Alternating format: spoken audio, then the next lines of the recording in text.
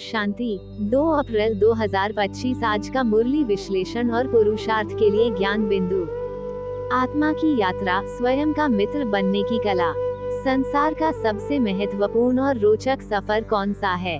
यह कोई पहाड़ों की चढ़ाई या महासागरों की गहराई नापने का सफर नहीं है।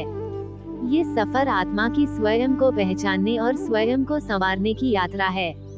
इस यात्रा में आत्मा को 2 रास्ते मिलते हैं, एक रास्ता जो उसे स्वयं का मित्र बनाता है और दूसरा जो उसे स्वयं का शत्रु बना देता है।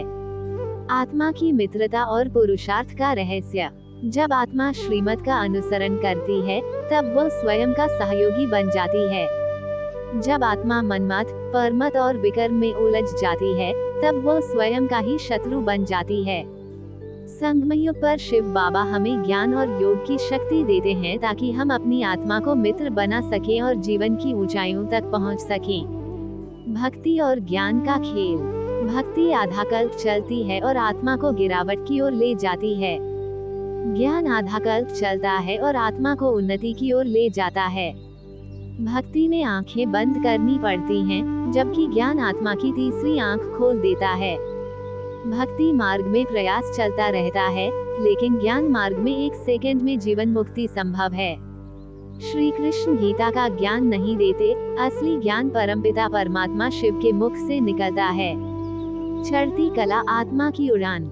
जब आत्मा योग और पवित्रता से जुड़ती है, तो उसकी चढ़ती कला शुरू हो जाती है। आत्मा का उत्थान ही विश्व कल्याण का आधार है।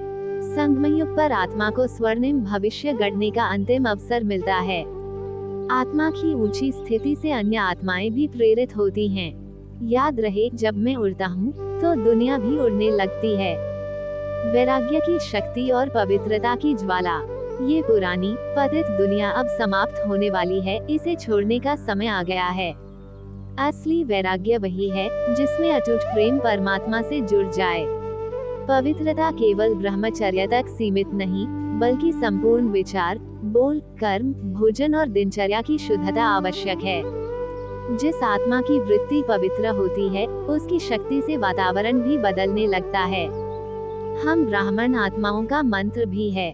शुद्ध आत्मा इक्वल्स श्रेष्ठ संसार। आज के लिए पुरुषार्थ के 7 शक्तिशाली मंत्र। 1. लाइट को बढ़ाने का पुरुषार्थ।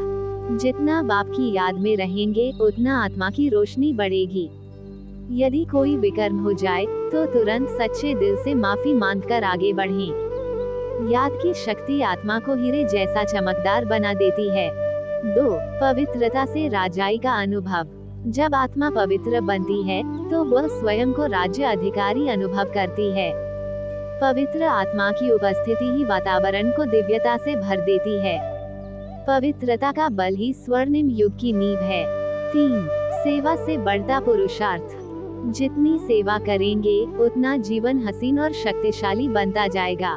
सेवा निष्काम भाव से हो, ताकि बाप दादा प्रसन्न रहें। सेवा का असली उद्देश्य है सभी को ज्ञान, योग और पवित्रता का अनुभव कराना।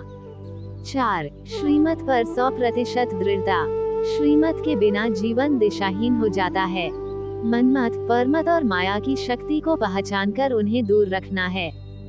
जो श्रीमत पर 100% दृढ़ रहता है, वो सदैव सफल होता है। 5. परिस्थितियों पर महारथी बनो। जीवन में जो भी चुनौती आए, उसे मास्टर रचयिता की दृष्टि से देखो। परिस्थितियां आत्मा को मजबूत और अडिग बनाती हैं। जब आत्मा स्वस्थिति में टिकती है, तो कोई भी तूफान उसे हिला नहीं सकता। 6. संगमयुग की पढ़ाई में अंतिम समय तक टिके रहो। यह अलौकिक कॉलेज तब तक चलता रहेगा, जब तक विनाश नहीं हो जाता। इस पढ़ाई में सदा प्रथम श्रेणी के विद्यार्थी बने रहो। जिसने संगमयुग पर श्रेष्ठ पुरुषार्थ किया, वही स्वर्णिम युग का राजा बनेगा। 7.